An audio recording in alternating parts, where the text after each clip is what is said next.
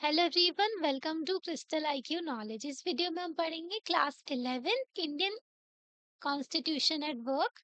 जो बुक है उसका चैप्टर 4 एग्जीक्यूटिव।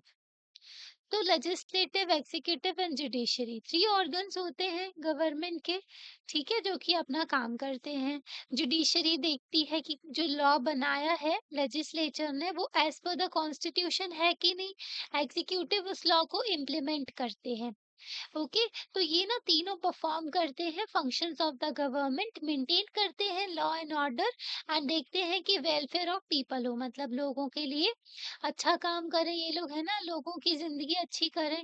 कॉन्स्टिट्यूशन इंश्योर करते हैं कि ये जो वर्क करें कोऑर्डिनेशन में, एग्जीक्यूटिव, लेजिस्लेचर एंड जुडिशरी तीनों कोऑर्डिनेट करें, ठीक है, साथ में काम करें अच्छे से एंड मेंटेन करें बैलेंस, एक दूसरे के ऊपर चेक एंड बैलेंस भी लगाते हैं। ठीक है, इनके पास में अनलिमिटेड पावर नहीं है।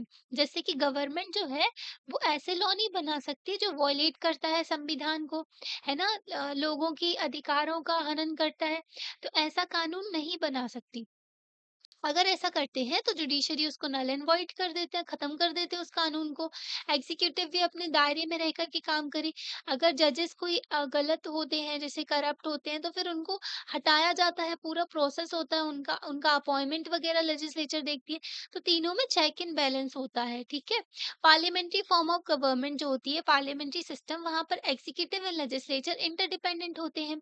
अब लेजिस्लेचर कौन हो गए, जैसे कि पार्लियामेंट की बात करते हैं हम, तो पार्लियामेंट में होते हैं लोकसभा में और राज्यसभा में एमपीज होते हैं, ठीक है, जिनको मेंबर ऑफ पार्लियामेंट कहा जाता है।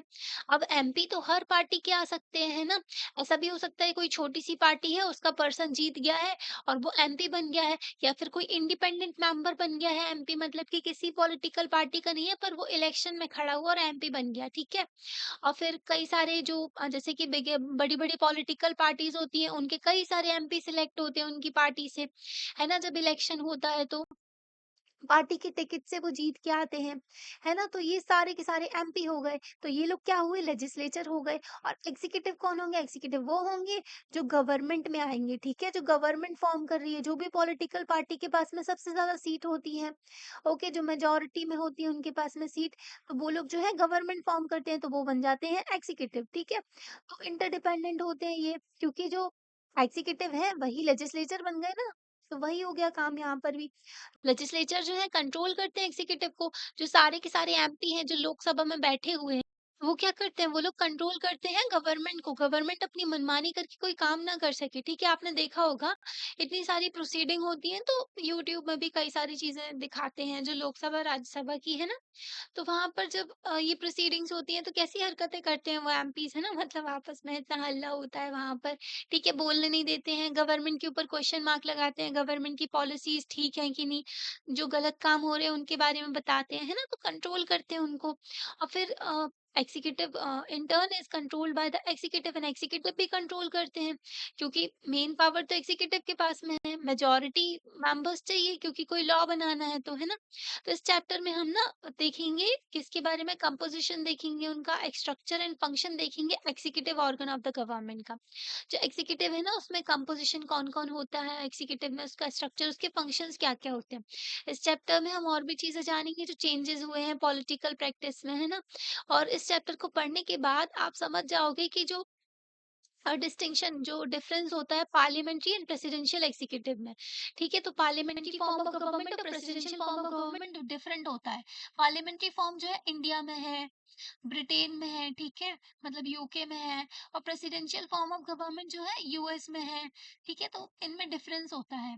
और आप समझोगे जो कॉन्स्टिट्यूशनल प्रोविजंस हैं प्रेसिडेंट से रिलेटेड, जो हमारे प्रेसिडेंट ऑफ इंडिया है, जो नॉमिनल एग्जीक्यूटिव हेड है, मतलब कि नाम मात्र के बस एग्जीक्यूटिव हेड है, इनके पास में पावर्स तो है, पर जो सारी की सारी मेन पावर जो है, मेन हेड है, वो है प्राइम मिनिस्टर अपने यहाँ, ठीक है।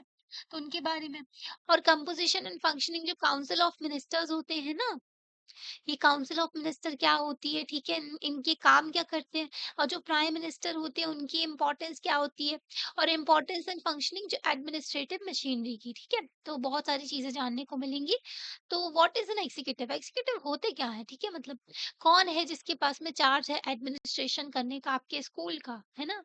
और कौन जो इम्पोर्टेंट डिसीजन लेता है स्कूल के या फिर यूनिवर्सिटी के किसी ऑर्गेनाइजेशन में कुछ ऑफिसर्स होते हैं जो कि डिसीजंस लेते हैं, ठीक है, निर्णय लेते हैं और इम्प्लीमेंट करते हैं उस डिसीजन को, ठीक है। आपके पेरेंट्स ने कोई डिसीजन लिया, ठीक है, अब आपको उस डिसीजन को मानना पड़ेगा, ठीक है, इम्प्लीमेंट करना पड़ेगा उस डिसीजन को, है ना। तो ऐसे ही होता है कि जो स्कूल में कई सारे जो है निर्णय लिए जाते हैं, ठीक है, इंपॉर्टेंट चीजों पर, और फिर उन चीजों को जो है इम्प्लीमेंट किया जाता है, उसको फॉलो किया जाता है पूरे स्कूल में, है ना? तो इसी को एडमिनिस्ट्रेशन कहते हैं और मैनेजमेंट कहते हैं, ठीक है? इसी एक्टिविटी को। बट एडमिनिस्ट्रेशन में ना एक बॉडी चाहिए होती है टॉप में, जो कि पॉलिसी डिसीजन लेंगे, बड़े-बड़े डिसीजन लेंगे। तो एक टॉप में बॉडी होती है, ठीक है? जिसके पास में ज़्यादा पावर होती है और वो सुपरवाइज़ करते हैं बाकी सारे लोगों को जो नीचे उसके होते हैं, है ना? और इनके बीच में कोऑर्डिनेट भी होना चाहिए, कोऑर्डिनेट करते हैं साथ में, ताकि एडमिनिस्ट्रेटिव फंक्शनिंग ढंग से हो। ठीक है, आपने सुना होगा एग्जीक्यूटिव ऑफ बिग कंपनीज, तो बड़ी-बड़ी कंपनीज के एग्जीक्यूटिव होते हैं, है ना? तो चीफ एग्जीक्यूटिव ऑफिसर्स होते हैं, सीईओज होते हैं, तो बड़े-बड़े, तो एग्जीक्यूटिव का बहुत इंपॉर्टेंट रोल होता है हर जगह, ठीक है? सिर्फ गवर्नमेंट में नहीं कहते कि एग्जीक्यूटिव, एग्जीक्यूटिव हर जगह होते हैं, ठीक है? बैंक्स में हो गए, इंडस्ट्रियल यूनिट में हो गए, हर फॉर्मल ग्रुप है, जो बॉडी है, उसमें फंक्शंस होते हैं, जो चीफ एडमिनिस्ट्रेटर्स और एग्जीक्यूटिव जो है उस ऑर्गन के फॉलो करते हैं, उसको इम्प्लीमेंट करते हैं, है ना? तो उस ऑर्गन्स जो मतलब जो भी ऑर्गेनाइजेशन के हैं, तो वो एग्जीक्यूटिव क्या करते हैं, उसमें काम करते हैं, है ना? तो सम ऑफिसर्स जो सम ऑफिस होल्डर, कुछ जो ऑफिस होल्डर्स होते हैं, जो ऑफिस जाते हैं ना, वो डिसाइड करते हैं पॉलिसीज के बारे में, पॉलिसीज कौन से जो रूल्स एंड रेगुलेशंस होने चाहिए, है ना। एंड जो सम ऑफिस होल्डर्स जो है उस इम्प्लीमेंट करते हैं जो पॉलिसी बनाई गई है, ठीक है। आपने प्लान प्रिपेयर कर लिया कि हमको ऐसे ऐसे डे, अपना जो रूटीन आपने आपने डिसाइड कर लिया, ठीक है, अब उसको फॉलो भी तो करना पड़ेगा, है ना। तो उसको इम्प्लीमेंट भी किया जाता है, उसको लागू करना, तो ये भी होता है। डिसीजन तो ले लिए, तो एक्चुअल डे बाय डे जो फंक्शनिंग होती है ऑर्गेनाइजेशन की, तो वर्ड एग्जीक्यूटिव का मीनिंग क्या होता है कि बॉडी ऑफ पर्सन, जो लोग होते हैं, ठीक है, वो ना इम्प्लीमेंटेशन देखते हैं रूल्स एंड रेगुलेशन का एक्चुअल प्रैक्टिसेस में। अब कोई हेड है कंपनी का, उसने कई सारे कानून बना दिए, ठीक है, और फिर बाकी सारे जो इतने सारे कानून बनाए हुए हैं, जो रूल्स बनाए हुए हैं वहां पर, उनको फॉलो भी तो करना जरूरी है। तो उन सारी जो रूल्स एंड जो प्रैक्टिसेस हैं, जो रेगुलेशंस हैं, वो फॉलो हो रहे हैं कि नहीं, इनका इम्प्लीमेंटेशन, ये सब देखते हैं एग्जीक्यूटिव, ठीक है। तो केस ऑफ गवर्नमेंट, अब गवर्नमेंट का देखते हैं हम, हमने समझ लिया एग्जीक्यूटिव होते क्या हैं, ठीक है। तो एक बॉडी होती है, तो उसमें पॉलिसी डिसीजन लिए जाते हैं और डिसाइड किया जाता है रूल्स एंड रेगुलेशंस के बारे में, है ना। तो और इम्प्लीमेंट करना उस रूल को, तो वही हो जाते हैं एग्जीक्यूटिव, है ना। तो ऑर्गन्स ऑफ गवर्नमेंट में ये देखते हैं क्या, functioning of implementation and administration, ठीक है। तो govern organs of the government में जो देखते हैं फंक्शनिंग, जो इम्प्लीमेंटेशन हो रहा है कि नहीं, एंड एडमिनिस्ट्रेशन हो रहा है कि नहीं, ठीक है, तो वो ढंग से हो, तो वो एग्जीक्यूटिव देखने का काम करते हैं और इम्प्लीमेंट करते हैं उस चीज को। प्रिंसिपल फंक्शन, जो सबसे इम्पोर्टेंट फंक्शन क्या होता है एग्जीक्यूटिव का, एग्जीक्यूटिव जो होते हैं ब्रांच ऑफ गवर्नमेंट होती है, गवर्नमेंट की एक ब्रांच है, ब्रांच के जैसे ये ट्री हो गया, ठीक है, तो इसकी एक ब्रांच हो गई ना, इधर पे ऐसे से डाली निकली रहती है, तो वो ब्रांच हो जाती है। तो इसलिए ऐसे ही एग्जीक्यूटिव ब्रांच है गवर्नमेंट का, गवर्नमेंट में कई सारी चीजें आती है, एग्जीक्यूटिव, लेजिस्लेचर, जुडिशरी, अभी पढ़ाया था, है ना। तो ब्रांच ऑफ गवर्नमेंट है जो कि रिस्पॉन्सिबल है किस चीज के लिए, implementation of laws and policies adopted by the legislature. आपसे पूछेंगे एग्जीक्यूटिव का फंक्शन क्या होता है, मीनिंग क्या होता है, तो आप ये लिखोगे, है ना। आप अपनी बुक में टिक कर सकते हो ऐसे, है ना, अभी क्वेश्चन आंसर्स में भी पूछा जाता है, ठीक है। तो मीनिंग ये हो गया आपका, और फंक्शन ये वाला हो गया, मेन फंक्शन यही हो गया ना। तो एग्जीक्यूटिव जो है इन्वॉल्व होते हैं फ्रेमिंग ऑफ पॉलिसी, एग्जीक्यूटिव पहले तो फ्रेम करते हैं पॉलिसी। अब पार्लियामेंट्री फॉर्म ऑफ गवर्नमेंट में ना एग्जीक्यूटिव लेजिस्लेचर सब इंटरडिपेंडेंट होते हैं, अभी हमने आपको बताया, जो एमपीज होते हैं, उन्हीं में से कुछ एमपी जो होते हैं गवर्नमेंट का पार्ट होते हैं, है ना। तो वो लोग लॉ मेकिंग का काम भी करते हैं, वो लोग लॉ इम्प्लीमेंटेशन का भी काम करते हैं, है ना। तो पार्लियामेंट्री फॉर्म ऑफ गवर्नमेंट में एक जैसे मतलब फंक्शन उनका थोड़ा थोड़ा मिलता जुलता रहता है, क्योंकि वो एक ही इंसान है ना। तो वो एग्जीक्यूटिव लेजिस्लेचर दोनों का पार्ट हो गया। तो बस प्रेसिडेंशियल फॉर्म ऑफ गवर्नमेंट में ये डिफरेंट होता है, ठीक है। तो एग्जीक्यूटिव जो होते हैं ना, इन्वॉल्व होते हैं फ्रेम करने में पॉलिसीज वगैरह, कैसे हमारे देश में चलना है, कोई स्कीम लेकर के आ रहे हैं, ठीक है, कुछ भी लेकर के आ रहे हैं कि इस तरीके से लॉज होंगे, इस तरीके के पेंशन के लॉ होंगे, ठीक है, कोई स्कीम ला रहे हैं, तो मतलब कुछ भी डिसीजन वगैरह हो उसको इम्प्लीमेंट करना, तो ये सारा काम एग्जीक्यूटिव देखते हैं। Official designation of the executive vary from country to country. अब हर देश में ना अलग अलग सिस्टम होता है, ऐसा नहीं है कि हर जगह एक जैसा सिस्टम फॉलो किया जा रहा है। यूएस में एग्जीक्यूटिव और जो लेजिस्लेचर होते हैं वो बिल्कुल ही डिफरेंट होते हैं, ठीक है। लेजिस्लेचर लॉ मेकिंग का काम करेगा और एग्जीक्यूटिव उस लॉ को इम्प्लीमेंट करने का काम करेगा। कुछ कंट्रीज जो होती है वहां पर प्रेसिडेंट होते हैं। कुछ कंट्रीज में इन्हीं प्रेसिडेंट को चांसलर कहते हैं। जर्मनी में ना चांसलर कहा जाता है, जो मेन होता है, ठीक है, हेड ऑफ द कंट्री। तो एग्जीक्यूटिव ब्रांच जो होती है वो सिर्फ प्रेसिडेंट या फिर प्राइम मिनिस्टर्स ये बस नहीं होती है, और भी होती है, ठीक है। तो ये ना एक्सटेंड होता है एडमिनिस्ट्रेटिव मशीनरीज में। तो एग्जीक्यूटिव में ना जैसे कि अभी आप पढ़ोगे परमानेंट एंड पॉलिटिकल, जो ये देखो परमानेंट एग्जीक्यूटिव के बारे में बताया है, और जो यहाँ पर पॉलिटिकल एग्जीक्यूटिव के बारे में भी बताया है, ठीक है। तो सिविल सर्वेंट्स होते हैं जो यूपीएससी ना, यूपीएससी एक कॉन्स्टिट्यूशनल बॉडी है, ठीक है। अभी बहुत ज़्यादा न्यूज़ में भी ये है ना, यूपीएससी जो है ये कॉन्स्टिट्यूशनल बॉडी है, मतलब संविधान के द्वारा एस्टेब्लिश की गई यूनियन पब्लिक सर्विस कमीशन, जो कि कई सारे एग्जामिनेशंस कंडक्ट करवाती है। उसमें से ये एक एग्जाम होता है civil services examination.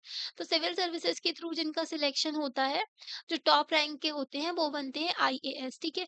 Indian administrative services में जाते हैं, जो कि सिविल सर्वेंट्स बनते हैं, इससे सिलेक्शन होके जिनका होता है, ठीक है।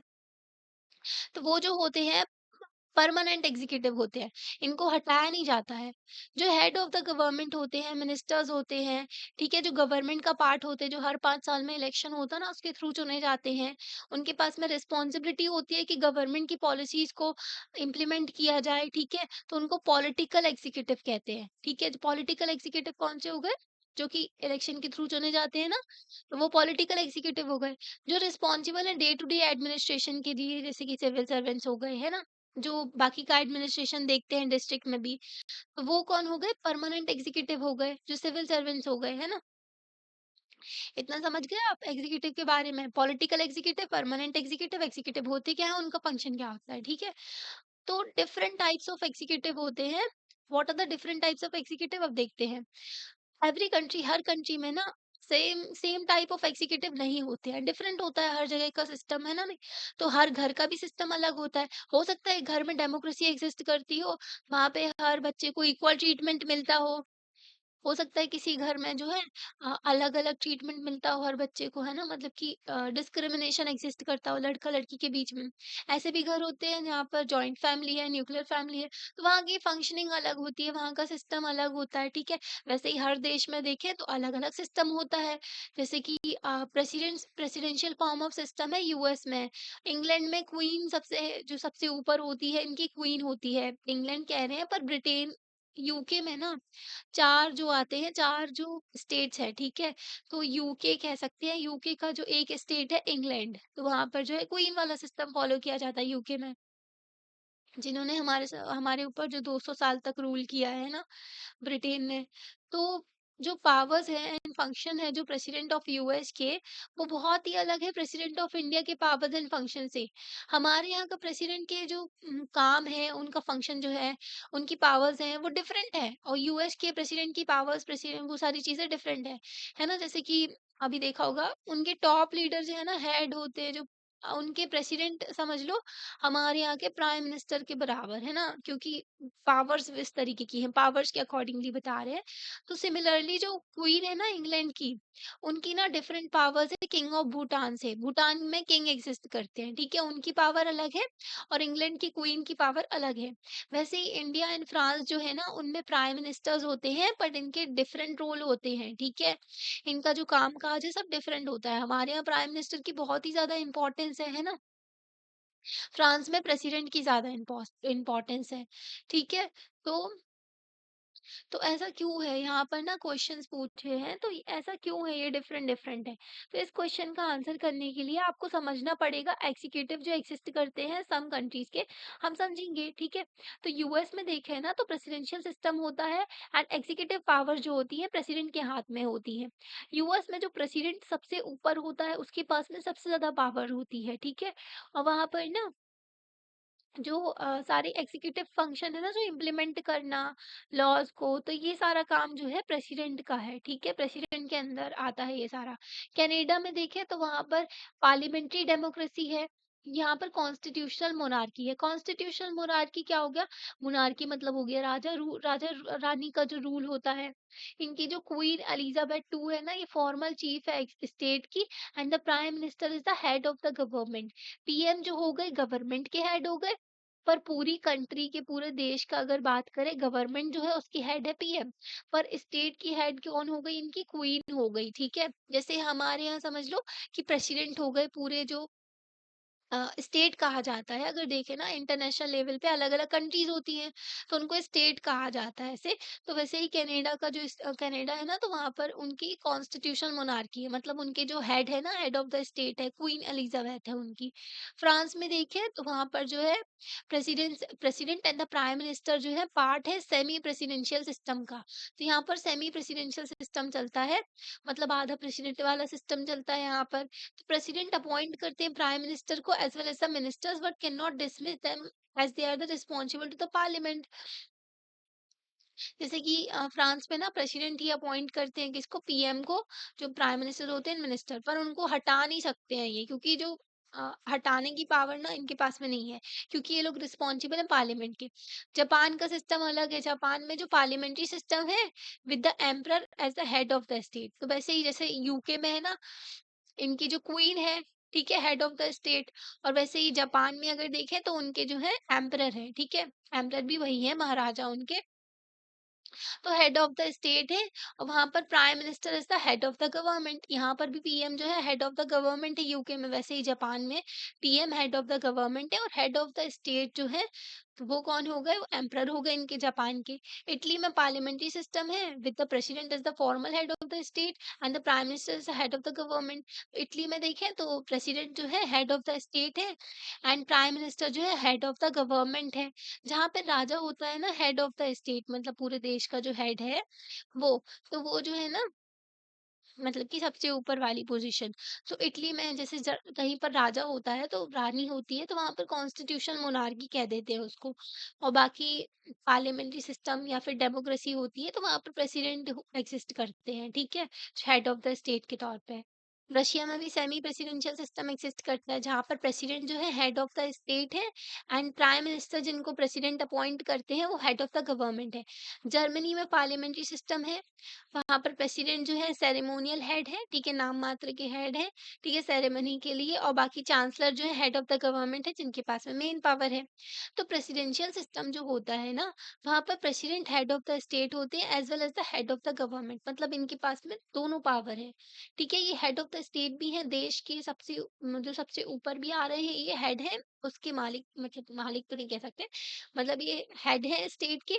और हेड ऑफ द गवर्नमेंट भी है। गवर्नमेंट पूरा कामकाज देखती है ना, देश को किस तरीके से चलाना है, तो उसका भी कार्यभार सारा का सारा प्रेसिडेंट के पास में ही होता है, प्रेसिडेंशियल सिस्टम में। तो इस सिस्टम में ना प्रेसिडेंट जो है बहुत पावरफुल होता है, ठीक है। बहुत थ्योरी एंड प्रैक्टिस, मतलब ना जो लिखा गया है ना किताबों में, उस हिसाब से भी प्रैक्टिस में जो हो रहा है उसमें भी, ठीक है। तो यूएस में यही प्रेसिडेंशियल सिस्टम एक्सिस्ट करता है। कंट्रीज जो है इस सिस्टम के साथ में जो इंक्लूड करती है, जैसे कि यूएस है, ब्राजील है, लेटिन अमेरिका में जो कंट्रीज एक्सिस्ट करती हैं, तो वो सारी है ना ये फॉलो करती हैं जो प्रेसिडेंशियल फॉर्म ऑफ गवर्नमेंट। अभी पार्लियामेंट्री फॉर्म ऑफ गवर्नमेंट समझेंगे, उससे पहले टाइप ऑफ एग्जीक्यूटिव देखते हैं। तो system based on a principle of collective leadership, जो साथ में लीडरशिप का मतलब कलेक्टिव लीडरशिप काम करते हैं, ठीक है। मतलब सभी लोग साथ में मिलकर के गवर्न गवर्न करते हैं देश को, ठीक है। तो उसमें आते हैं पार्लियामेंट्री एंड सेमी पार्लियामेंट्री जो सिस्टम है। और सिस्टम जिसमें इंडिविजुअल लीडरशिप चलती है वहां पर प्रेसिडेंशियल सिस्टम चलता है। पार्लियामेंट्री सिस्टम में क्या होगा? पार्लियामेंट जो है उसका बहुत ही इंपॉर्टेंट रोल आ जाता है। पार्लियामेंट्री सिस्टम में हेड ऑफ द गवर्नमेंट जो है प्राइम मिनिस्टर होते हैं, और लीडर जो होते हैं मेजोरिटी पार्टी के वो हो जाते हैं लेजिस्लेचर, ठीक है। और ये जो होते हैं अकाउंटेबल होते हैं लेजिस्लेचर के लिए। लेजिस्लेचर मतलब कि आप अपना पार्लियामेंट समझो। पार्लियामेंट के जो सबसे ज्यादा जिस पार्टी के पास में एमपीज होंगे, जिसके पास में सबसे ज्यादा सीट होंगी, ठीक है, तो वो जो है वो लीडर बन जाएंगे, ठीक है, और वो उनकी पार्टी रूल करेगी, गवर्नमेंट फॉर्म कर लेगी, और वो अकाउंटेबल होते हैं पार्लियामेंट के लिए, है ना, लेजिस्लेचर के लिए। और हेड जो होते हैं मोनार्क भी हो सकते हैं और प्रेसिडेंट भी हो सकते हैं। मोनार्क का मतलब क्या हो गया, ये जो किंग हो गया, किंग क्वीन वाला सिस्टम, तो इसको कॉन्स्टिट्यूशन मोनार्की कह देते हैं। ये नाम मात्र के जो एग्जीक्यूटिव होते हैं, सारी पावर जो होती है प्राइम मिनिस्टर के पास में होती है और पार्लियामेंट के पास में होती है, ठीक है। और प्रेसिडेंशियल फॉर्म ऑफ गवर्नमेंट जो हमारा sorry parliamentary form of government जहाँ पर प्रेसिडेंट भी है हमारे देश में, तो वो पार्लियामेंट्री रिपब्लिक कहते हैं, ठीक है, मतलब रिपब्लिक जनता के द्वारा चुना गया इंसान जो हो गया। पर डायरेक्ट चुनना तो बहुत ही मुश्किल हो जाएगा, बहुत लॉन्ग प्रोसेस हो जाता है, इसलिए इनडायरेक्ट इलेक्शन के थ्रू चुने जाते हैं, जो सेरेमोनियल एग्जीक्यूटिव है, मतलब ये नाम मात्र की बस है। इनके पास में उतनी पावर नहीं होती जितनी कि सॉरी पीएम के पास में होती है, ठीक है, प्राइम मिनिस्टर के पास में। सेमी प्रेसिडेंशियल जो सिस्टम है, यहाँ पर जो प्रेसिडेंट ही हेड होते हैं स्टेट के, एंड प्राइम मिनिस्टर गवर्नमेंट के हेड होते हैं, ठीक है। पीएम और उसकी काउंसिल जो है ना रिस्पॉन्सिबल होते हैं लेजिस्लेचर के लिए, पर यहाँ पर जो है ना प्रेसिडेंट के पास में सबसे ज्यादा पावर होती है फिर भी, अगर देखें सेमी प्रेसिडेंशियल में। और पूरी तरीके से जो प्रेसिडेंशियल फॉर्म ऑफ गवर्नमेंट है ना, वहां पर तो president he head of the state है और president he head of the government है। इनके पास में बहुत पावर होती है, पावरफुल हो जाते हैं एकदम ये। प्रेसिडेंट जो है usually directly elected by people होते हैं, जैसे कि यूएस में ना डायरेक्टली वो अपने प्रेसिडेंट को चुनते हैं, यूएसए में, है ना, वहां पर जो है प्रेसिडेंट बहुत ही ज्यादा पावरफुल होते हैं और वो अकाउंटेबल नहीं होते लेजिस्लेचर के लिए, ठीक है। इसलिए ना हमारे यहाँ जो है, हमारे जो कॉन्स्टिट्यूशन बनाने वाले थे, कॉन्स्टिट्यूशन मेकर्स, तो उन्होंने ना पार्लियामेंट्री फॉर्म ऑफ गवर्नमेंट चुना, क्योंकि इसमें ना प्रेसिडेंशियल फॉर्म ऑफ गवर्नमेंट चुनते ना, तो इसमें प्रॉब्लम आ जाती कि हमारे देश में वैसे ही तो आजाद हुआ था, उतने ज्यादा एजुकेटेड लोग थे नहीं, तो पता चला कोई सन की आदमी रूल करने लगा, तो है ना, और वो तो किसी के लिए अकाउंटेबल भी नहीं है, अथॉरिटेरियन गवर्नमेंट जो है वो आ गई, तो फिर क्या होगा, है ना। इसलिए हमारे लिए पार्लियामेंट्री फॉर्म ऑफ गवर्नमेंट चुना गया, जहाँ पर जो है ये लोग पार्लियामेंट के प्रति रिस्पॉन्सिबल होते हैं, अगर ये लोग कुछ गलत करते हैं तो इनको हटा देती है ना जनता, ठीक है। और यहाँ पर कोई एक पर्सन जो है वो नहीं है लीडर, यहाँ पर पूरी फौज चलती है, मतलब कि इनका ना बहुत ही बड़ा जो सारे के सारे एमपी मिला करके एक जो मतलब इनकी जो है, फिर एक ये लोग सब कोऑर्डिनेट करते हैं ना, तभी जान के इनकी पॉलिटिकल पार्टी रूल कर पाती है ना। तो आप समझ गए एग्जीक्यूटिव की टाइप। अगर आपसे क्वेश्चन पूछा जाता है तो आप ये चार्ट बना सकते हो, ओके। अभी सेमी प्रेसिडेंशियल सिस्टम जो कि हमने देखा था, अभी फ्रांस में भी है ये, ठीक है। तो अभी ना इसका एग्जांपल देखते हैं श्रीलंका में। 1978 में कॉन्स्टिट्यूशन लाया गया श्रीलंका का, अमेंड किया गया, कॉन्स्टिट्यूशन तो पहले ही आ गया था, और उसको ना सिस्टम ऑफ एग्जीक्यूटिव प्रेसिडेंसी कर दिया और इंट्रोड्यूस कर दिया जो प्रेसिडेंशियल फॉर्म ऑफ गवर्नमेंट है वहां पर। तो system of executive and the presidency जो है, इसमें ना जनता जो है डायरेक्टली इलेक्ट करती है प्रेसिडेंट को, ठीक है, मतलब कि डायरेक्टली अपना वोट दे करके वो चुनते हैं अपने प्रेसिडेंट को। ऐसा होता है बहुत, मतलब कि दो जो प्रेसिडेंट है और प्राइम मिनिस्टर है, दोनों जो है एक ही पॉलिटिकल पार्टी से बिलोंग करते हैं, और डिफरेंट पॉलिटिकल पार्टी से भी हो सकते हैं, ऐसा भी होता है। प्रेसिडेंट जो है उसके पास में बहुत पावर होती है कॉन्स्टिट्यूशन के अंदर, और प्रेसिडेंट जो है वो चूज करते हैं प्राइम मिनिस्टर को अपनी party, from the party that has a majority in the parliament, जिसके पास में मेजोरिटी है पार्लियामेंट में, तो उसको जो है उस पर्सन को प्राइम मिनिस्टर चूज किया जाता है, उस पार्टी के लीडर को। मिनिस्टर्स जो होते हैं उनको पार्ट होना पड़ता है, मेंबर जो होना पड़ता है पार्लियामेंट का। और प्रेसिडेंट जो है उनके पास में पावर होती है कि वो प्राइम मिनिस्टर को हटा सकते हैं और मिनिस्टर्स को हटा सकते हैं, ठीक है। अपार्ट फ्रॉम बीइंग, इसके अलावा जो है elected head of the state and the commander in chief of armed forces जो है, एंड जो प्रेसिडेंट है वो हेड ऑफ द गवर्नमेंट है, ठीक है। मतलब कि आप देख जो प्रेसिडेंट के पास, प्रेसिडेंट कौन है, प्रेसिडेंट के जो है commander in chief of the armed forces, तीनों फोर्सेस इनके अंदर आ जाती हैं, ठीक है। और elected head of the state है प्रेसिडेंट, इलेक्टेड फॉर 6 ईयर्स, इनके यहाँ 6 साल टर्म है प्रेसिडेंट का। और प्रेसिडेंट को रिमूव नहीं किया जा सकता है, एक्सेप्ट एक रेजोल्यूशन लाना पड़ेगा आपको, मतलब कि एक ड्राफ्ट लेकर के आओगे आप, ठीक है, क्या इनको हटाना है, और उसको पास किया जाएगा 2/3 total membership of the house. तो इनके अगर पार्लियामेंट में जितने भी मेंबर्स है ना, उसका 2/3 लोग जो है उसको सपोर्ट करेंगे उस रेजोल्यूशन को, फिर इनको हटाया जाता है प्रेसिडेंट को। अगर इसको पास if it is passed by not less than one half of the total members of the parliament, अगर हाफ मेंबर भी उसको पास नहीं कर पाते हैं ना, टोटल वन हाफ मतलब वन जो वन हाफ है, अगर वो लोग जो पास नहीं कर पाते हैं, तो स्पीकर या फिर स्पीकर जो है सेटिस्फाइड होता है कि एलिगेशन सही लगाए गए हैं इनके ऊपर, है ना? एलिगेशन लगे हैं कि प्रेसिडेंट सही नहीं है, ठीक है? फिर भी जो है पार्लियामेंट में उनको हटाने के लिए जो प्रस्ताव लाया गया वो पास नहीं हो पा रहा है। तो स्पीकर को अगर ऐसा लगता है कि स्पीकर कौन होते हैं, जो उन पार्लियामेंट में हेड है ना उनके, जैसे हमारे यहाँ ना लोकसभा के जो हेड मतलब कि लोकसभा को जो प्रिसाइड करते हैं ना, तो वो स्पीकर हो जाते हैं। उनको स्पीकर कहा जाता है, मतलब कि वो देखते हैं कि ढंग से हो रही है कि नहीं फंक्शनिंग, और कोई मेंबर बदतमीजी तो नहीं काट रहा, उसको भगा मतलब डिस्क्वालिफिकेशन किया जाता है, फिर उसको हटा दिया जाता है ना? तो मॉनिटर करना, मॉनिटर ही समझ लो उनको, तो वो काम जो होता है, अगर स्पीकर को लगता है तो फिर वो सुप्रीम कोर्ट में जा सकते हैं। How is the position of the president and the prime minister जो श्रीलंका में है, डिफरेंट है इंडिया से।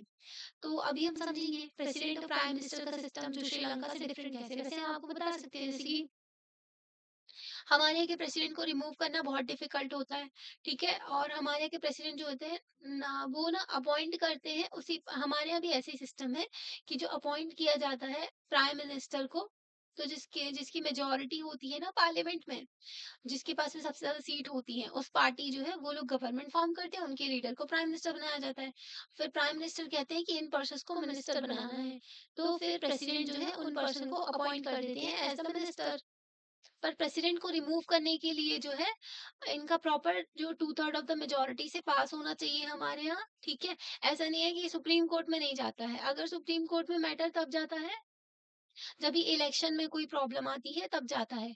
पर रिमूव करने का सारा प्रोसेस जो है पार्लियामेंट में ही होता है। पार्लियामेंट्री सिस्टम जो है उसमें prime minister head of the government होते हैं। पार्लियामेंट्री सिस्टम जो हमारे देश में भी फॉलो किया जाता है। Head of the government, government का हेड जो होता है पीएम होता है। पीएम जो हो गए गवर्नमेंट के हेड हो गए। एंड ज्यादातर जो पार्लियामेंट्री सिस्टम होते हैं उनके पास में ना एक प्रेसिडेंट होता है, जो कि प्रेसिडेंट होता है या फिर मोनार्क होता है, आप सेम ही समझ लो दोनों को। मोनार्क किंग हो गया, प्रेसिडेंट जो है इलेक्ट किए जाते हैं, जो इनडायरेक्टली इलेक्शन होता है इनका। तो वो नॉमिनल हेड होते हैं, नाम मात्र के हेड होते हैं। Nominal head of the state. तो नॉमिनल क्यों? क्योंकि इनके पास में पावर्स कम होती है। इस सिस्टम में जो है रोल ऑफ द प्रेसिडेंट और मोनार्क जो होता है सेरेमोनियल होता है, सेरेमनी बस करनी होती है, उनको सिग्नेचर इंपॉर्टेंट होते हैं। प्राइम मिनिस्टर हो गए, उनके साथ में जो उनका कैबिनेट जो हो गया, तो वो जो उनके पास में इफेक्टिव पावर होती है, जो प्राइम मिनिस्टर और उनकी कैबिनेट, कैबिनेट जो हो गए ना, जैसे कि पहले होता है council of minister. Council of minister 15% होते हैं लोकसभा के, ठीक है? जो भी इम्पोर्टेंट लोग हो गए तो पीएम उनको काउंसिल ऑफ मिनिस्टर्स में ऐड करते हैं, जो कि मिनिस्टर्स बनते हैं, ठीक है? तो काउंसिल ऑफ मिनिस्टर में भी सबसे ज्यादा इम्पोर्टेंट हो गए, तो वो हो गए कैबिनेट में आ जाते हैं, ठीक है? जैसे कि होम मिनिस्ट्री हो गई, एमएचए की मिनिस्ट्री ऑफ होम अफेयर्स हो गए, ठीक है? और जैसे मिनिस्ट्री ऑफ डिफेंस हो गई, ठीक है? मिनिस्ट्री ऑफ फाइनेंस हो गई, तो ये बहुत ही इंपॉर्टेंट हो गए, तो ये कैबिनेट का पार्ट आ जाते हैं। शॉर्ट और शॉर्ट, जैसे कि बहुत ही इंपॉर्टेंट डिसीजन लेना तो फटाफट लोगों को बुलाओ और डिसीजन लो, तो कैबिनेट का फॉर्म हो जाते हैं ये इंपॉर्टेंट मिनिस्ट्रीज जो होती है वो। अब फिर इससे भी एक और छोटा चीज आती है, किचन कैबिनेट। किचन कैबिनेट में तो कोई बाहर के बंदे को भी वो इंक्लूड कर सकते हैं प्राइम मिनिस्टर, है ना? तो ऐसे भी सिस्टम चलता है। तो कंट्रीज जो है इसमें जैसे कि सिस्टम है जहाँ पर ये पार्लियामेंट्री सिस्टम जर्मनी में है, इटली में है, जापान में, यूके में, पोर्चुगल में। पर इसमें भी डिफरेंस है। यूके में ना एकदम पार्लियामेंट टाउन की सुप्रीम है, सबसे ऊपर है एकदम। पर हमारे यहाँ जो है मतलब इनके पास में अनलिमिटेड पावर है, इनकी पार्लियामेंट के पास में। पर हमारे यहाँ अनलिमिटेड पावर नहीं है। पार्लियामेंट अगर बदतमीजी करती है तो फिर आ जाते हैं सुप्रीम कोर्ट, ठीक है? सुप्रीम कोर्ट फिर उनको ठिकाने लगा देते हैं। पार्लियामेंट ने 42nd अमेंडमेंट करके पता जो प्राइम मिनिस्टर ने क्या किया था, उन्होंने किया था, मतलब इन्होंने ऐसा अमेंडमेंट किया जो 42वां चेंज किया संविधान में, कि पार्लियामेंट जो है कोई भी लॉ बनाएगी तो वो जो होगा ना, मतलब इनके पास में अनलिमिटेड पावर है, ये संविधान के किसी भी पार्ट को चेंज कर सकते हैं, ठीक है? और किसी भी चीज को चेंज कर सकते हैं, जैसे कि फंडामेंटल राइट बहुत ही इंपॉर्टेंट है, तो ये लोग तो फंडामेंटल राइट्स को भी हटा सकते थे, है ना? फंडामेंटल राइट तो मौलिक अधिकार है, ऐसे में तो जनता की कोई सुनता ही नहीं, है ना? तो ऐसे में पार्लियामेंट जो है बहुत ही ऊपर आ जाती है। फिर क्या होता, फिर जनता की कोई सुनता ही नहीं ना, है ना? तो इसलिए सुप्रीम कोर्ट ने इसको फिर इनकी पावर को लिमिट कर दिया था कि पार्लियामेंट के पास में इतनी पावर नहीं है कि वो एकदम ही अनलिमिटेड पावर है, सब कुछ अमेंड कर दे, है ना? सब कुछ उठा-पटक कर दे, संविधान को बदल दे, ऐसी भी पावर नहीं है उनके पास में। कुछ बेसिक चीज़ें हैं जो पार्लियामेंट को फॉलो करके चलनी पड़ेगी, तो हमारे यहाँ इतनी सुप्रीम नहीं है। ऐसा भी कहा जाता है कि यूके की पार्लियामेंट जो है इतनी सोवरेन बॉडी है, इतनी सुप्रीम है कि वो चेंज कर सकती है मेन को वुमेन में और वुमेन को मैन में, ऐसा कहते हैं, ठीक है? मतलब कि बहुत ही ज़्यादा पावर है इनके पास में। तो इनका तो हो गया, फिर सेमी प्रेसिडेंशियल सिस्टम जो है, यहाँ पर ना बोथ प्रेसिडेंट और प्राइम मिनिस्टर जो होते हैं, unlike the parliamentary system, the president may pose significant day-to-day powers. तो सेमी प्रेसिडेंशियल सिस्टम है ना, यहाँ पर प्रेसिडेंट के पास में थोड़ी बहुत पावर होती है जो डे बाय डे की चीजों से रिलेटेड है ना, पर पार्लियामेंट्री सिस्टम में पूरी पावर होती है प्राइम मिनिस्टर के पास में होती है, जो भी चीजें वो देखते हैं, ठीक है? मतलब कि डे टू डे पावर्स वगैरह सारी हो गई तो वो प्राइम मिनिस्टर के पास में होती है। प्रेसिडेंट सिर्फ नाम मात्र के होते हैं, ठीक है? और जो सेमी प्रेसिडेंशियल सिस्टम होता है ना, उसमें जैसे कि प्रेसिडेंट के पास में भी थोड़ी बहुत डे टू डे पावर्स होती हैं, ठीक है? और जो यहाँ पर ना, ये क्या, प्रेसिडेंट जो प्राइम मिनिस्टर हो गए ना, ये सेम पार्टी से भी हो सकते हैं, पॉलिटिकल पार्टी से, या फिर डिफरेंट पॉलिटिकल पार्टी से भी हो सकते हैं। तो सेमी प्रेसिडेंशियल सिस्टम जो है फ्रांस, रशिया, श्रीलंका में फॉलो किया जाता है, ठीक है? पर जो पार्लियामेंट्री सिस्टम है ना, वहाँ पर जो है जो प्रेसिडेंट होते हैं वो पॉलिटिकल पार्टी से नहीं आते, ठीक है? पॉलिटिकल पार्टी से तो कोई कनेक्शन ही नहीं होना चाहिए उनका, ठीक है? रेजिग्नेशन हो जाता है, वो हेड ऑफ द स्टेट है, ठीक है? पूरे देश के जो फर्स्ट सिटीजन कहलाते हैं वो, ठीक है? तो ये किसी पॉलिटिकल पार्टी से बिलोंग नहीं करते हैं। हमारे यहाँ प्राइम मिनिस्टर वगैरह पॉलिटिकल पार्टी से हो सकते हैं, पर प्रेसिडेंट तो बिल्कुल भी नहीं, पार्लियामेंट्री सिस्टम है, ओके? अभी देखते हैं पार्लियामेंट्री एग्जीक्यूटिव इंडिया। इंडिया में जो पार्लियामेंट्री एग्जीक्यूटिव है ना, जब हमारा संविधान बनाया गया, लिखा गया था, तो इंडिया में ना कुछ एक्सपीरियंस था जो पार्लियामेंट्री सिस्टम का। अब देखो एकदम नया-नया देश आज़ाद हुआ था, ऐसा नहीं होता ना कि प्रेसिडेंशियल सिस्टम पूरी तरीके से थोप दें, है ना? लोगों को पता भी नहीं था। पर पार्लियामेंट्री सिस्टम जो है, यूके में पार्लियामेंट्री सिस्टम फॉलो किया जाता था और हमारा देश उससे फ़ैमिलियर भी था, और इतना बड़ा देश है ना, इतनी सारी पॉपुलेशन, डाइवर्स पॉपुलेशन, तो जो लोगों के लिए ईज़ी था वो चूज़ किया गया, ठीक है? तो पार्लियामेंट्री सिस्टम फ़ॉलो किया गया, क्योंकि 1919 के एक्ट के through, government of India act 1919, पता है ये लोग गवर्नमेंट जो ब्रिटेन, जब हमारे यहाँ तो इनका रूल था ना, यूके का, तो ये लोग क्या बोलते थे, गवर्नमेंट ऑफ इंडिया एक्ट। जब 1857 की जब क्रांति हुई थी ना, इससे पहले ना चार्टर एक्ट ये सब बोला करते थे वो लोग। पर जैसे ही क्रांति हुई ना, तो फिर लोगों को अपना अपना फील देने के लिए कि हाँ तुम्हारे ही ये है, ठीक है? ताकि ये लोग जो है शांति से रहे, मतलब हमारे देश के लोग शांति से रहे, इसलिए गवर्नमेंट ऑफ इंडिया एक्ट ऐसे शब्द यूज करने लगे थे, है ना? शब्दों की भी इंपॉर्टेंस होती है ना? तो फिर government of India act 1919, government of India act 1935, तो इसके थ्रू पार्लियामेंट्री सिस्टम हमारे यहाँ था थोड़ा बहुत, है ना? इस एक्सपीरियंस के तहत पार्लियामेंट्री सिस्टम जो है अच्छे से देख लिया गया था। एग्जीक्यूटिव जो है इफेक्टिवली कंट्रोल करती थी रिप्रेजेंटेटिव्स ऑफ द पीपल, है ना? तो executive can be effectively controlled by the representative of the people, जैसे कि हमने आपको बताया था अभी, ठीक है? कि पार्लियामेंट में एमपीज़ होते हैं, एमपीज़ जो है डिफरेंट पॉलिटिकल पार्टी से हो सकते हैं, जिसके सबसे ज़्यादा एमपीज़ होते हैं, वो जो है गवर्नमेंट फॉर्म करते हैं। फिर ये जो कौन हो गई, ये पार्लियामेंट में हो गए, तो लोकसभा कंट्रोल करती है ना, लोकसभा, राज्यसभा क्वेश्चन करते हैं गवर्नमेंट से, उन एमपी से जो कि गवर्नमेंट का पार्ट है ना? तो रिप्रेजेंटेटिव जो है उनके लिए उनको कंट्रोल किया जाता है। मेकर्स जो है इंडियन कॉन्स्टिट्यूशन को बनाने वाले इंश्योर करना चाहते थे कि, मतलब ये चाहते थे कि गवर्नमेंट जो है सेंसिटिव रहे लोगों के प्रति, उनकी एक्सपेक्टेशन जो है उसको फुलफिल करे, उनके लिए रिस्पॉन्सिबल हो, अकाउंटेबल है। अगर कोई ट्रेन हादसा होता है या फिर फेमाइन आती है, भुखमरी होती है, कुछ भी होता है, तो गवर्नमेंट उसके लिए रिस्पॉन्सिबल है, ठीक है? लोगों के प्रति वो, क्योंकि लोगों ने उनको चुना है, ठीक है? उनका काम है कि अच्छे-अच्छे एक्ट लेकर के आए, कानून बनाए, है ना? और जो जनता के लिए काम करें, वो वेलफेयर के लिए, उनका ये काम है। अगर ये काम ही वो ढंग से नहीं कर रहे हैं, तो फिर उनको हटा दिया जाता है, ठीक है? जो जनता फिर किसी और को पावर में ले आती है, ठीक है? तो रिस्पॉन्सिबल और अकाउंटेबल होना बहुत ज़रूरी है। अगर किसी ने कोई गलती की है, तो वो उसके लिए रिस्पॉन्सिबल है, उसको अकाउंटेबल ठहराओ, उसको पनिशमेंट दो फिर, है ना?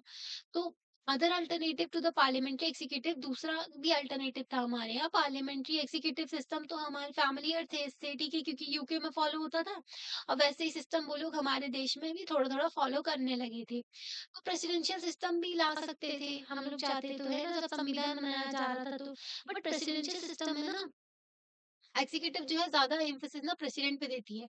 मतलब प्रेसिडेंट सबसे ज़्यादा इम्पोर्टेंट होता है, चीफ एग्जीक्यूटिव होते हैं और इनके पास में बहुत ज़्यादा पावर होती है, सारी की सारी प्रेसिडेंट के पास में।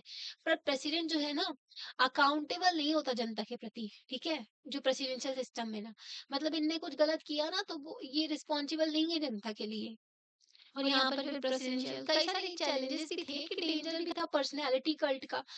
फिर प्रेसिडेंशियल सिस्टम होता तो वो उनके भी इलेक्शन हो सकते थे, ठीक है? उनकी भी पॉलिटिकल पार्टी होती और फिर कई सारी चीज़ें हो जाती ना, अथॉरिटेरियन लीडर भी बन सकता था वो। जो मेकर्स थे इंडियन कॉन्स्टिट्यूशन को बनाने वाले जो थे, हमारे संविधान लिखने वाले, तो वो चाहते थे ऐसी गवर्नमेंट जो कि स्ट्रॉन्ग एग्जीक्यूटिव ब्रांच हो, है ना? कि अच्छे से वो काम करे, पर उसके साथ-साथ इनफ सेफगार्ड, वो सेफगार्ड भी देख के चल रहे थे। आपको चारों तरफ से देखना चाहिए, है ना?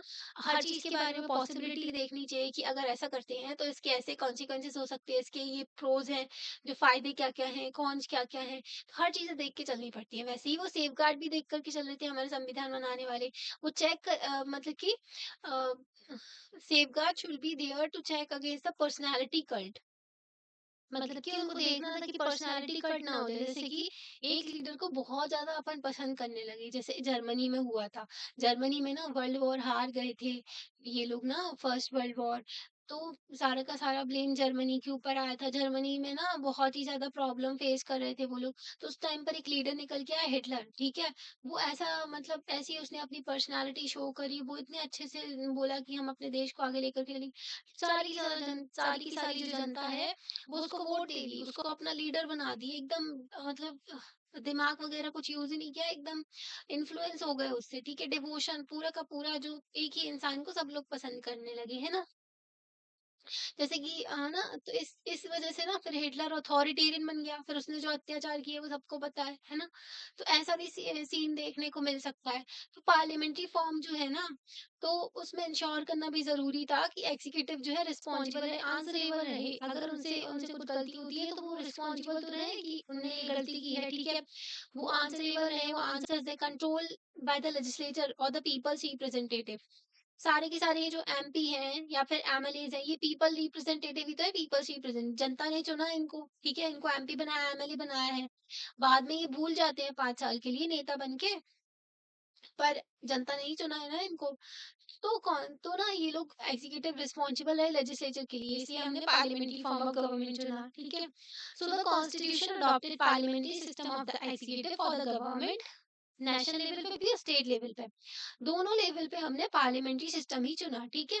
तो नेशनल लेवल पे जैसे कि पार्लियामेंट होती है जहाँ पर एमपीज़ होते हैं, है ना? लोकसभा एंड राज्यसभा में जो मेंबर ऑफ पार्लियामेंट होते हैं, ठीक है? और स्टेट लेवल में क्या होती है? लेजिस्लेटिव लेजिस्लेटिव असेंबली होती है, जो कि लोकसभा के समान मान लो आप, और लेजिस्लेटिव काउंसिल होती है। लेजिस्लेटिव काउंसिल को अफोर्ड करना महँगा हो जाता है, तो इसलिए 6 स्टेट में बस है ये, ठीक है? ज़्यादा स्टेट्स में नहीं है। तो पर लेजिस्लेटिव जो लेजिस्लेटिव असेंबली है ना, वो हर स्टेट में है। इसको राज्यसभा के इक्विवेलेंट मान सकते हो, जो लेजिस्लेटिव काउंसिल है। हुँ? तो लेजिस्लेटिव असेंबली जो है ना, तो इसमें एमएलएज़ होते हैं, मेंबर ऑफ लेजिस्लेटिव असेंबली, ठीक है? तो ये लोग भी रिस्पॉन्सिबल हैं, ठीक है? अकाउंटेबल रहते हैं जनता के प्रति। तो इस सिस्टम में ना प्रेसिडेंट जो है formal head of the state है, एंड प्राइम मिनिस्टर जो है एंड काउंसिल ऑफ मिनिस्टर वो काम करते हैं क्या? गवर्नमेंट को चलाने का, नेशनल लेवल पे, ठीक है? और स्टेट लेवल में चीफ मिनिस्टर होते हैं। एक बार और आपको बताते हैं, जैसे कि नेशनल लेवल हो गया, ठीक है? तो नेशनल लेवल और ये हो गया स्टेट लेवल। स्टेट हमारे यहाँ कितनी है? 28 स्टेट है करंटली, है ना? और 8 यूनियन टेरिटरीज़ है, यूटी, जहाँ पर डायरेक्टली सेंट्रल गवर्नमेंट का कंट्रोल होता है। तो नेशनल लेवल पे जो है कौन होते हैं? प्रेसिडेंट होते हैं, नॉमिनल हेड। यहाँ पर जो स्टेट में होते हैं गवर्नर होते हैं, नॉमिनल हेड। इनके नीचे आते हैं जो मतलब कि प्राइम मिनिस्टर मेन हेड होते हैं, और यहाँ पर जो है सीएम जो चीफ मिनिस्टर होते हैं मेन हेड होते हैं, ठीक है? गवर्नमेंट के। ये होते हैं स्टेट के हेड, और ये होते हैं गवर्नमेंट के हेड, ठीक है? और इनकी होती है council of minister. Council of minister जो इनके डिसीजन वगैरह लेते हैं ये लोग सारे के सारे, और इनके पास में होते हैं कैबिनेट। हुँ? शॉर्ट में जो थोड़े बहुत जो बहुत ही इंपॉर्टेंट मिनिस्ट्रीज़ हैं उनके साथ में कंसल्ट करके डिसीजन लेने के लिए। कॉन्स्टिट्यूशन ऑफ इंडिया जो है उसमें एग्जीक्यूटिव पावर जो है यूनियन की फॉर्मली इन द प्रेसिडेंट। तो नाम के लिए फॉर्मली जो है ये एग्जीक्यूटिव पावर जो है प्रेसिडेंट के पास में है। प्रेसिडेंट के पास में पर बहुत ही इंपॉर्टेंट पावर है, बिना प्रेसिडेंट के साइन के कोई भी जो है कानून बन ही नहीं सकता, है ना? मतलब अगर प्रेसिडेंट का सिग्नेचर नहीं है ना, तो वो कानून बन ही नहीं सकता। वो जो कोई भी बिल लेकर के आओ, आप कोई भी डॉक्यूमेंट लेकर के आओ, अगर आप कानून बनाना चाहते हो, कोई बन ही नहीं सकता। क्योंकि प्रेसिडेंट का सिग्नेचर इंपॉर्टेंट है। तो फॉर्मली तो बहुत ही इंपॉर्टेंट है प्रेसिडेंट, पर रियलिटी में ना प्रेसिडेंट के पास में उनकी पावर्स जो है सारी की सारी, जो इस्तेमाल कौन करते हैं, मतलब मेन पावर जो है काउंसिल ऑफ मिनिस्टर के पास में है, जिसके हेड होते हैं प्राइम मिनिस्टर। तो प्रेसिडेंट जो है elected for a period of 5 year, 5 साल के लिए होते हैं प्रेसिडेंट। बट कोई इनके पास में कोई डायरेक्ट इलेक्शन नहीं होता है इनका। अब देखो प्रेसिडेंट जो है नाम मात्र के हेड थे, इनका डायरेक्ट इलेक्शन करते कितना ज़्यादा खर्चा होता है ना, पूरे देश का फिर इन्वॉल्वमेंट और एकदम मतलब जो स्टेट लेवल के इलेक्शन और नेशनल लेवल के जो पार्लियामेंट के इलेक्शन है उसमें ही तो इतना खर्चा हो जाता है, पूरी मशीनरी इन्वॉल्व करनी पड़ती है ना। उसको मतलब बिना कोई फ्रॉड के अच्छे से इलेक्शन कंडक्ट करवाना इतने बड़े देश में बहुत ही मतलब चैलेंजिंग टास्क होता है, इतनी बड़ी लार्जेस्ट डेमोक्रेसी है वर्ल्ड की, है ना? तो वैसे ही प्रेसिडेंट के लिए उतना फॉर्मली नॉर्मल जो नॉमिनल हेड है ये, ठीक है? तो इनके लिए डायरेक्ट इलेक्शन नहीं रखे। प्रेसिडेंट जो है इलेक्टेड होते हैं इनडायरेक्टली, ठीक है? इनडायरेक्टली कौन इलेक्ट करता है फिर इनको? इनको इलेक्ट करते हैं जो इलेक्टेड रिप्रेजेंटेटिव, जो हमारे द्वारा चुने गए लोकसभा और राज्यसभा में जो एमपीज़ जो है ना डायरेक्टली, सॉरी, राज्यसभा पार्टिसिपेट नहीं करती। इसमें ना जो एमपी जो होते हैं डायरेक्टली इलेक्ट किए गए, जनता के द्वारा चुने गए, ठीक है? और जो एमएलएज़ होते हैं लेजिस्लेटिव असेंबली में जनता के द्वारा चुने गए, वो पार्टिसिपेट करते हैं प्रेसिडेंट के इलेक्शन में। इसका मतलब है प्रेसिडेंट जो है elected not by the ordinary citizen, हम आप लोग ये सब जो है मतलब डायरेक्टली सिटीजन जो है वो इलेक्ट नहीं करते हैं प्रेसिडेंट को, but elected MPs and MLAs हैं वो इलेक्ट करते हैं प्रेसिडेंट को, मतलब ये लोग वोटिंग करते हैं प्रेसिडेंट के लिए। इलेक्शन जो होते हैं इनके according to the principle of proportional representation with a single transferable vote. हमने आपको ये बहुत अच्छे से समझाया था पिछले चैप्टर्स में, है ना, कि प्रोपोर्शनल रिप्रेजेंटेशन क्या होता है, एक बार आपको बता देते हैं। इसमें ना क्या होता है कि जैसे कि ये तीन कैंडिडेट खड़े हुए, ठीक है, इलेक्शन के लिए। हम्म तो यहाँ पर तो जो एमपीज़ एमएलएज़ जो वोट करते हैं प्रेसिडेंट के लिए, तो वो लोग क्या करेंगे, उनको अगर ए, बी और सी है, कोई पर्सन आया, उसको ना सबसे पहले उसने ए को प्रेफ़रेंस दिया, बी को दिया और फिर सी को दिया। किसी पर्सन ने बी को दिया, सी को दिया, ए को दिया, ठीक है? तो उनके लिए सबसे पहले ये है, फिर ये, फिर ये। तो फिर उसके बाद ना प्रेफ़रेंसेस काउंट किए जाते हैं। फिर उस हिसाब से फिर इनका प्रेफ़रेंसेस काउंट किए जाते हैं, फिर 2 पर्सन बचते हैं। फिर इनका प्रेफ़रेंसेस देखा जाता है, किसी ने ए को प्रेफ़रेंस दिया, किसी ने क्या किया, ए को पहले चूज़ किया, फिर मतलब प्रेफ़रेंस दिया कि ये पहले होना चाहिए, ये बाद में, ठीक है? किसी ने बी को पहले दिया, फिर ए को, फिर इस तरीके से फिर उनका लास्ट में फिर रिज़ल्ट निकलता है। तो प्रेसिडेंट को रिमूव करना बहुत ही डिफ़िकल्ट है पर प्रोसेस, इनका इम्पीचमेंट कहते हैं इनके प्रोसीजर को, कि इनको हटाने के प्रोसीजर को इम्पीचमेंट कहा जाता है। इस प्रोसीजर में रिक्वायर होता है स्पेशल मेजॉरिटी की ज़रूरत होती है, जो कि पिछले चैप्टर में समझाया था आपको, स्पेशल मेजॉरिटी में जो कि 50% of the members of the house present होने चाहिए एंड 2/3 जो है प्रेजेंट एंड वोटिंग। 2/3 मतलब 50% मेंबर्स हों और 2/3 जो मेंबर्स हैं वो प्रेजेंट हों और वोट करें, ठीक है? तो ये दोनों चीजें जब होती है ना तो वो स्पेशल मेजॉरिटी होती है, ठीक है? तो इनको इम्पीचमेंट किया जाता है जब ये कॉन्स्टिट्यूशन का वॉयलेशन कर देते हैं, संविधान का वॉयलेशन करते हैं। इतना समझ गए आप? ठीक है, अब पावर्स एंड पोजीशन जो है प्रेसिडेंट की, तो वो जो है हम नेक्स्ट पार्ट में पढ़ेंगे। ओके, आपको वीडियो कैसा लगता है आप लाइक करके बता सकते हो, और चैनल को सब्सक्राइब भी कर सकते हो और अपने फ्रेंड के साथ में शेयर कर सकते हो, ठीक है? और फिर आप बताना, अगर आपको एक ही पार्ट में सारा का सारा लेक्चर चाहिए तो मैं तो बना दूंगी, ठीक है? पर वो बड़ा हो जाएगा ना वीडियो फिर, तो पार्ट्स में डिवाइड कर देते हैं इसलिए इसको, ठीक है? तो फिर मिलते हैं नेक्स्ट चैप्टर में, सॉरी नेक्स्ट वीडियो में इसी चैप्टर के, ठीक है? आप देखना फिर प्लेलिस्ट में सारे के सारे चैप्टर सेव है। Okay, thank you.